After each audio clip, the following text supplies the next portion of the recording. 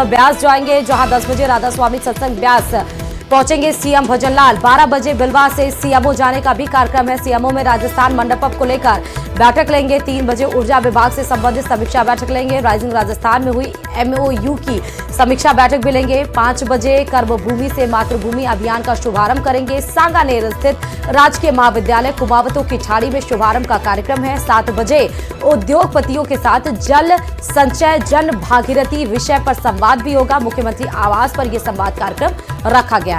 तो सुबह 10 बजे से लेकर शाम तक की व्यस्तता कहां रहने वाली है मुख्यमंत्री भजनलाल शर्मा की, वो आपको सिलसिलेवार तरीके से बता रहे हैं। 10 बजे वो राधा स्वामी सत्संग ब्यास पहुंचेंगे मुख्यमंत्री भजनलाल शर्मा, उस कार्यक्रम को निपटाएंगे। 12 बजे वो बिलवा से सीएमओ जाने का भी कार्यक्रम बताया जा रहा है।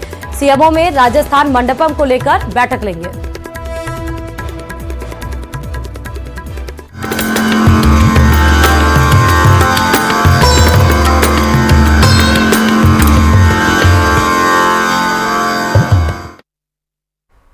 महाकुंभ 2025 प्रयागराज में चल रहे महाकुंभ मेले का आज तीसरा दिन है। आज भी श्रद्धालु संगम में आस्था की डुबकी लगा रहे हैं। कल पहला अमृत स्नान हुआ, जिसमें 3.5 करोड़ श्रद्धालुओं ने संगम में स्नान किया। वहीं पिछले 2 दिनों में कुल 5 करोड़ से ज्यादा लोगों ने संगम में डुबकी लगाई। महाकुंभ मेला 26 फरवरी तक चलेगा, जिसमें अभी 5 और अमृत स्नान होने हैं। कड़ी सुरक्षा के बीच महाकुंभ में देश दुनिया के लोग आस्था की डुबकी लगाने पहुंच रहे हैं।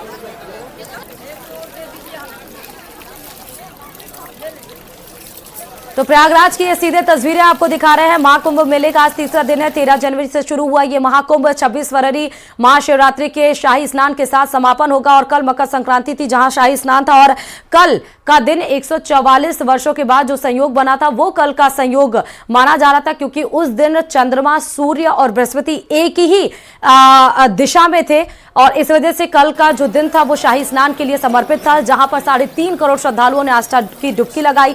13 अखाड़ों के साधु संतों ने, जिनको समय निर्धारित किया गया था, अपने अपने समय पर गए और उन्होंने आस्था की डुबकी लगाई। ये मनमोहक दृश्य सीधे आपको प्रयागराज से दिखा रहे हैं, जहां देखिए आज भी तीसरे दिन कई हजार लोग वहां पर आज तट पर, त्रिवेणी संगम तट पर मौजूद हैं। और आज भी आस्था की डुबकी श्रद्धालुओं के द्वारा लगाई जा रही है। महाकुंभ मेले में जहां कल शाम 6:30 बजे तक 3.5 करोड़ लोगों ने स्नान किया, तो वहीं आज भी करोड़ों की संख्या में श्रद्धालु संगम में डुबकी लगाने वाले हैं। और ऐसा इसलिए क्योंकि उन्हें यह अवसर 12 वर्षों के बाद मिलता है। और इस महाकुंभ में 44 वर्षों के बाद दुर्लभ संयोग बना है, क्योंकि पौराणिक कथाओं के अनुसार समुद्र मंथन के दौरान देवताओं और राक्षसों के बीच अमृत कलश के लिए 12 दिनों तक युद्ध हुआ था। और युद्ध के दौरान 12 जगहों पर अमृत की बूंदें गिरी थी, जिनमें से 4 जगह पृथ्वी पर और 8 जगह देवलोक में थी। धरती की ये जगह थी प्रयागराज, हरिद्वार, उज्जैन और नासिक। और कहा यह जाता है कि इस दौरान नदियां अमृत में बदल गई थी। कहते हैं शास्त्रों के अनुसार देवताओं का एक दिन पृथ्वी लोक के लिए साल के बराबर होता है। इसीलिए उस घटना के संदर्भ में कुंभ का आयोजन हर 12 साल के अंतराल में होता है। प्रयागराज के बाद अगला कुंभ नासिक में गोदावरी नदी के तट पर लगेगा, जो कि 2027 में आयोजित किया जाएगा। और जो 4 जगह हमने आपको बताई जहां पर अमृत की बूंदें धरती पर गिरी थी, जैसे कि उज्जैन हो गया, प्रयागराज, हरिद्वार और नासिक, उन सब में सबसे ज्यादा महत्वता अगर है तो वो प्रयागराज के कुंभ की मानी जाती है। वहीं महाकुंभ में पहला अमृत स्नान खत्म हो चुका है। पहले अमृत स्नान पर 3.5 करोड़ से ज्यादा श्रद्धालुओं ने संगम में डुबकी लगाई है। पहले अमृत स्नान के दिन 13 अखाड़ों ने आस्था की डुबकी लगाई। साधु संतों ने और उनके साथ साथ कल्पवासियों स्नान किया। संगम नगरी में श्रद्धालुओं की भारी भीड़ देखने को मिली। चप्पे चप्पे पर पुलिस फोर्स की तैनाती रही। सीसीटीवी और ड्रोन के जरिए नजर भी रखा गया और पुष्प वर्षा भी की गई।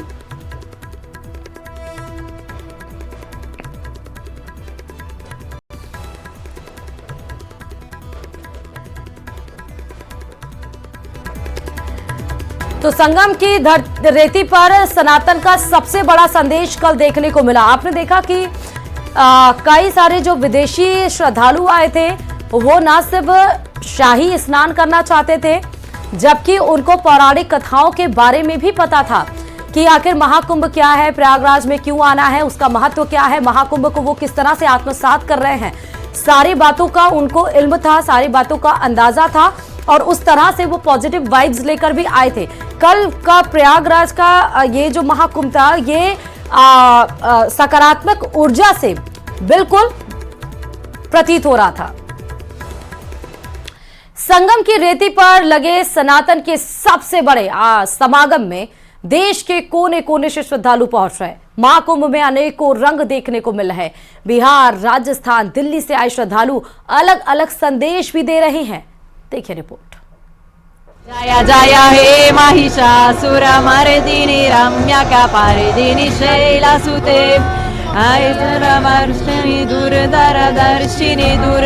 संगम की रेती लगे सबसे बड़े सनातनी मेले के पहले अमृत स्नान के मौके पर आस्था का अद्भुत नजारा देखने को मिला। देश के कोने कोने से लोग संगम पहुंचे हुए हैं। मध्य प्रदेश के रीवा का रहने वाला एक शख्स अपनी 90 साल की दादी को लेकर संगम पहुंचा और उनको इस पवित्र अमृत बेला पर स्नान कराया।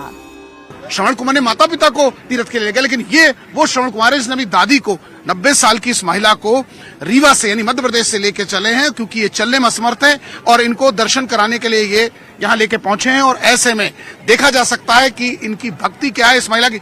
अम्मा, कहाँ जा रही हो? गंगा नहाने जा रही हो? पहली बार आई हो कि पहले भी जा चुकी हो?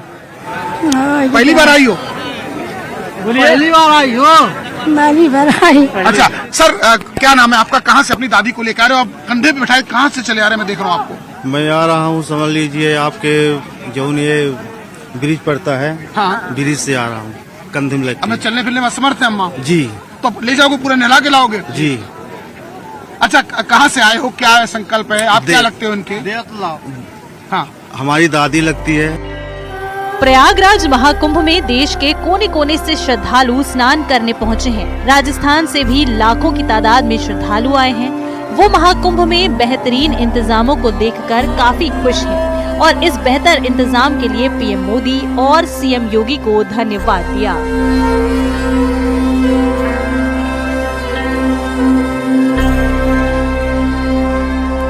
मोदी जी, योगी जी को बहुत धन्यवाद है। ऐसा कभी भी राजस्थान में कहा वर्ल्ड वार में भी नहीं होगा ऐसा का मुख्यमंत्री, तो बहुत ही अच्छा लगा और गंगा मैया के डुबकी लगाने में बहुत आनंद आया।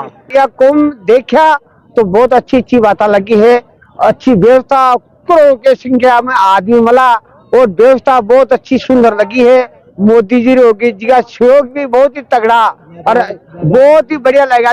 ऐसा मन कर रहा है गंगा में नाता ही जता सिंगता जितना दूरिया और सबलता ही शीतलता ही काय होगी। और हमका मन ये कह रहा है कि भाई हम तो जा ही रहे। महाकुंभ में अलग अलग नजारे देखने को मिल रहे हैं। एक श्रद्धालु हाथ में बैनर लेकर बेटी बचाओ के नारे के साथ लोगों को जागरूक करते हुए नजर आया। बताया जा रहा है कि ये श्रद्धालु बिहार से दिल्ली, फिर दिल्ली से प्रयागराज पैदल पहुंचा है। पोस्टर लिए महाकुंभ में आए सभी माता पिता संकल्प लें, पिता अपनी बेटियों को मद की मक्कारी से के बारे में बतावें और माता औरत की मक्कारी के बारे में मैं बेटी को बताएं, ताकि उन्हें घरेलू एवं यौन हिंसा और डिप्रेशन से बचाया जा सके। सर, ये एक स्लोगन किस लिए? ये स्लोगन है कि आजकल जो है, ऊपर रखिए, हाँ, आजकल जो बेटियां हैं, वो जब बड़ी होती हैं तो पिता से दूर हो जाती हैं, जिसके कारण वो अपने माँ से ज्यादा निकट होती है। तो लेकिन वो मर्द के बारे में या लड़कों के बारे में उतनी अच्छी से पता नहीं होता है। जितना अच्छा एक पिता अपने बेटी को बता सकता है, उतना अच्छा माँ नहीं बता सकती। महाकुंभ में छात्राओं का एक ग्रुप भी पहुंचा है। ये छात्राएं दिल्ली में रहकर प्रतियोगी परीक्षा की तैयारी कर रही हैं। बहुत अच्छा लगा देख करके हमको, हम बहुत खुश हुए और बहुत सारी भीड़ है, हमें बहुत सारी परेशानियां भी हो रही हैं, लेकिन हम बहुत खुश हैं यहाँ आकर। कैसा है मैम, क्या कहेंगे? हम यहाँ इसलिए आस्था की एक डुबकी हम भी लगा सके ये पावन अवसर पर। महाकुंभ में श्रद्धालुओं के स्वागत के लिए कई व्यवस्थाएं की गई हैं। ऐसे में पीएसी की और पाइप बैंड बजाया जा रहा है। इसमें सारे जहां से अच्छा हिंदुस्तान हमारा, वंदे मातरम, हर हर गंगे जैसी धुन बजाई जा रही है। Bureau report, news 18।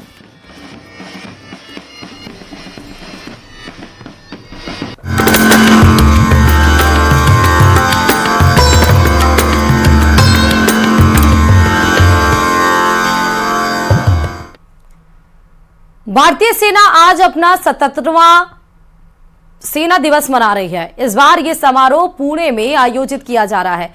सेना दिवस मौके पर भारतीय नौसेना को एक बड़ी सौगात मिलने वाली है। दरअसल पीएम मोदी अपने एक दिन के मुंबई दौरे पर हैं और सुबह करीब 10:30 पर PM Modi Mumbai naval dockyard पहुंचेंगे, जहां वो नौसेना के 3 युद्धपोतों आईएनएस सूरत, आईएनएस नीलगिरी और आईएनएस वाघशीर को राष्ट्र को समर्पित करेंगे। इस मौके पर महाराष्ट्र के राज्यपाल, रक्षा मंत्री, मुख्यमंत्री, नौसेना प्रमुख मौजूद रहेंगे। कमीशनिंग के दौरान तीनों प्लेटफॉर्म के कमांडिंग अफसर कमीशनिंग ऑर्डर पढ़ेंगे। कलर सेरेमनी के दौरान नौसेना का ध्वज लगाया जाएगा।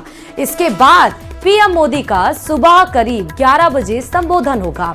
कार्यक्रम के बाद पीएम मोदी नवी मुंबई के हार घर के लिए रवाना होंगे, जहां वो इस्कॉन मंदिर का उद्घाटन करेंगे।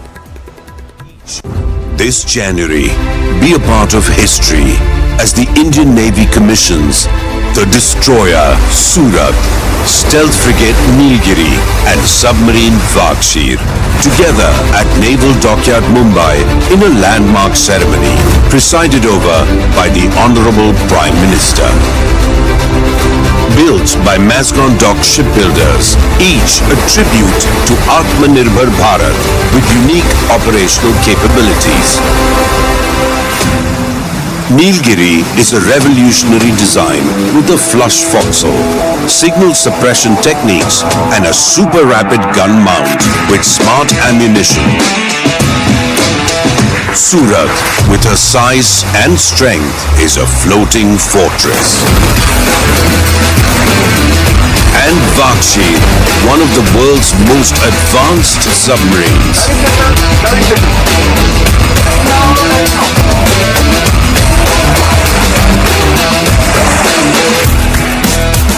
Together, they embody a credible, cohesive, future-ready, and above all, combat-ready force.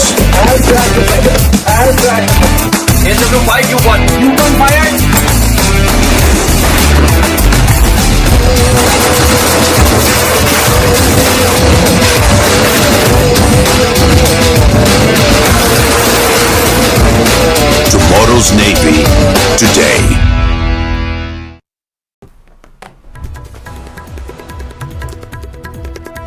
तो आज का दिन वाकई गौरवपूर्ण भरा दिन है, क्योंकि आज के दिन 77 साल हम सेना की सेलिब्रेट करने जा रहे हैं, जिसमें आईएनएस सूरत, आईएनएस नीलगिरी, आईएनएस वाघशीर शामिल होंगे। मुंबई के नेवल डॉकयार्ड में इस कार्यक्रम को आयोजित किया गया है, जहां पर पीएम मोदी शिरकत करेंगे।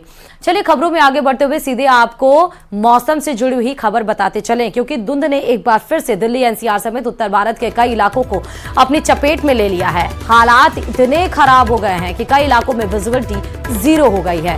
दिल्ली एनसीआर में गाड़ियां सड़कों पर रेंगती नजर आ रही हैं। घने कोहरे की वजह से गाड़ी चालकों को इमरजेंसी लाइट जलाकर गाड़ी चलाते हुए देखा गया है। कोहरे की वजह से विजिबिलिटी कम होने से रेल यातायात भी प्रभावित है। ट्रेनें कई घंटे की देरी से चल रही हैं। कई ट्रेनों को कैंसिल किया गया है, जिससे मुसाफिरों को दिक्कतों का सामना करना पड़ रहा है। यूपी में पश्चिम से लेकर पूर्वांचल तक ज्यादातर इलाके कोहरे के चपेट में हैं। कोहरे ने ठंड बढ़ा दी है, जिससे लोगों की मुश्किलें बढ़ गई हैं।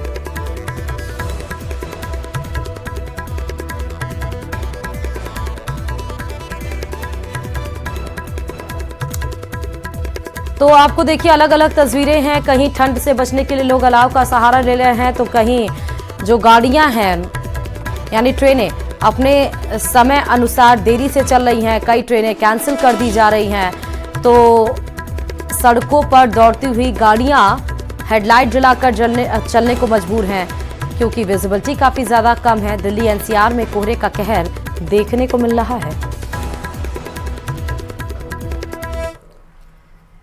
और मौसम से जुड़ा हुआ एक और बड़ा अपडेट आपको बताते चले कि आज फिर से मौसम का मिजाज बदलने वाला है और आज राजस्थान के 17 जिलों में येलो अलर्ट जारी कर दिया गया है। मेघ गर्जन के साथ बारिश के भी आसार बताए जा रहे हैं कि बारिश भी हो सकती है, यानी कि घना कोहरा तो छाया ही हुआ है। येलो अलर्ट इसीलिए जारी किया गया है क्योंकि तापमान में ज्यादा गिरावट दर्ज की गई है और ज्यादा ठिठुरन बढ़ गई है, लेकिन मेघ गर्जन के साथ बारिश हो सकते हैं। बारिश के बाद से तापमान में और ज्यादा गिरावट दर्ज की जा सकती है, यानी कि और ज्यादा ठंड बढ़ सकती है। 17 जिले ऐसे हैं जहां पर येलो अलर्ट जारी किया गया है।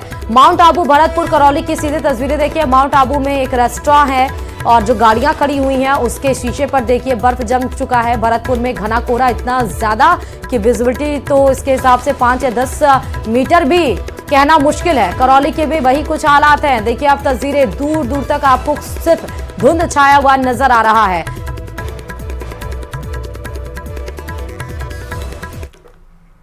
और चलिए इसी के साथ इस बुलेटिन में फिलहाल अभी